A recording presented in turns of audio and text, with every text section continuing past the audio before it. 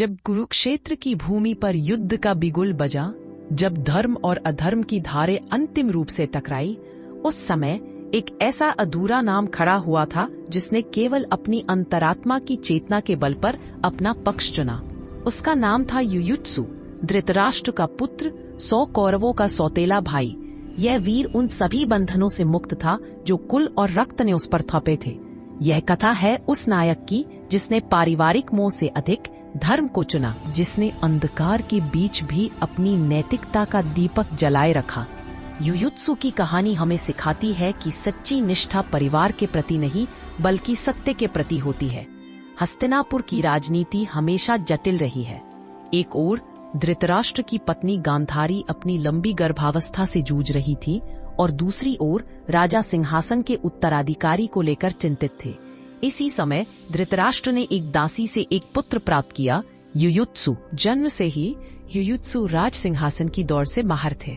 उनकी उत्पत्ति और उनका स्वभाव दोनों ही उन्हें कौरवों के गुट से अलग रखते थे। उन्होंने बचपन से ही अपने सौतेले भाइयों दुर्योधन और दुशासन के अधर्म को देखा। उन्होंने पांडवों का अपमान देखा, द्रौपदी का चीरहरण देखा।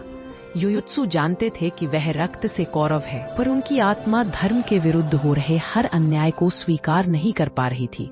वह एक ऐसे आंतरिक द्वंद्व में जी रहे थे जहां उनके सामने परिवार का मोह था और दूसरी ओर सत्य की पुकार। युयुत्सु का यह द्वंद्व युद्ध से पहले चरम पर पहुंच गया।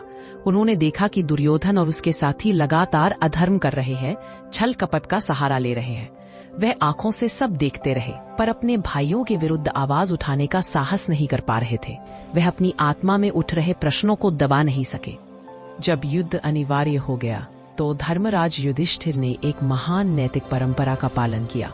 उन्होंने युद्ध शुरू होने से पहले ही कौरव सेना को संबोधित किया और एक अंतिम अवसर दिया। जो वीर इस समय भी धर्म के पक्ष में आना चाहता है, हम उसे स्वीकारेंगे। यह युधिष्ठिर का संदेश केवल निमंत्रण नहीं था, यह युयुत्सु की चेतना के लिए अंतिम परीक्षा थी। युधिष्ठिर के आह्वान को सुनकर युयुत्सु का आंतरिक धर्म जाग उठा।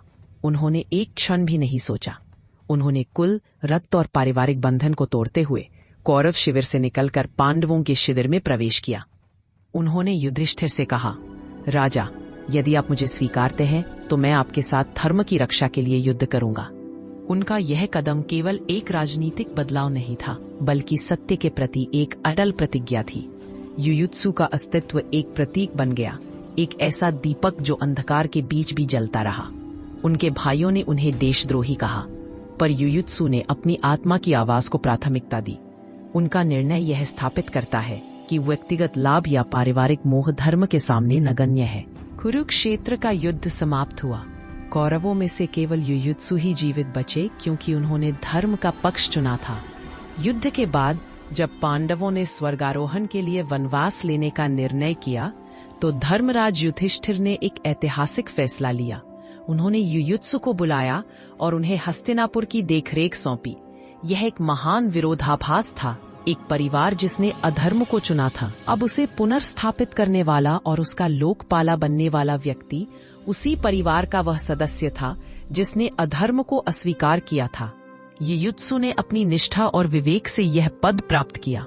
उन्होंने उत्तराधिकारी के रूप में नहीं बल्कि धर्म के संरक्षक के रूप में शासन किया। युयुत्सु की कथा हमें एक शाश्वत सत्य बताती है, जब परिवार, वंश और सारे बंधन एक साथ अधर्म के पथ पर खड़े हों तो धर्म चुनना केवल एक साहसिक कार्य नहीं बल्कि आंतरिक स्वतंत्रता का सबसे बड़ा प्रमाण है। सच्ची वीरता वही है जिसमें व्यक्ति सही पक्ष जानता हो और उस सही विकल्प को चुनने के लिए अपनी पूरी पहचान और अपना सब कुछ दांव पर लगा देता है। युयुत्सु ने यही किया।